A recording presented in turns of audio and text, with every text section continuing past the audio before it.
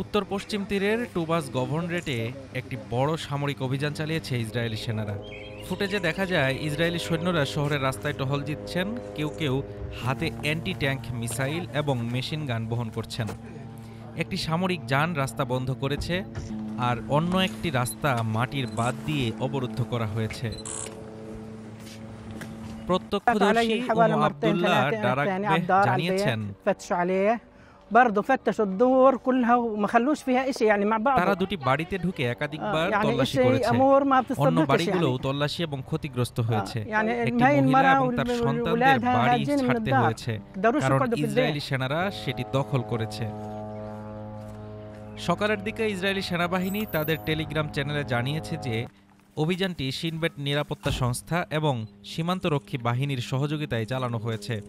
এটি উত্তর পশ্চিম তীরের একটি বিস্তৃত সন্ত্রাসবাদ প্রতিরোধ অভিযান হিসেবে আখ্যায়িত হয়েছে। ইসরায়েলি মিডিয়ার বরাত দিয়ে বলা হয়েছে, অভিযানটির উদ্দেশ্য হল এই অঞ্চলে সন্ত্রাসবাদ চিরস্থায়ী না হওয়া নিশ্চিত করা। বুলডোজার ও হেলিকপ্টার সহ সেনারা টুবাস শহর ঘিরে অভিযান চালাচ্ছে।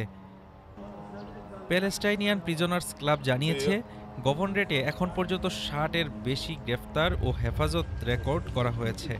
টুবাস শিক্ষা বিভাগের ঘোষণা অনুযায়ী আজ সমস্ত সরকারি স্কুল এবং ডে কেয়ার সেন্টার বন্ধ রাখা হয়েছে, যাতে শিক্ষার্থী ও কর্মীদের নিরাপত্তা নিশ্চিত করা যায়।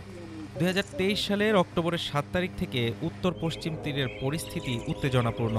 প্যালেস্টাইন স্বাস্থ্য মন্ত্রণালয় অনুযায়ী এই সময়ে ৭৫৯-এর বেশি প্যালেস্টাইনীয় ইসরায়েলি বাহিনী বা বসতির দ্বারা নিহত হয়েছে।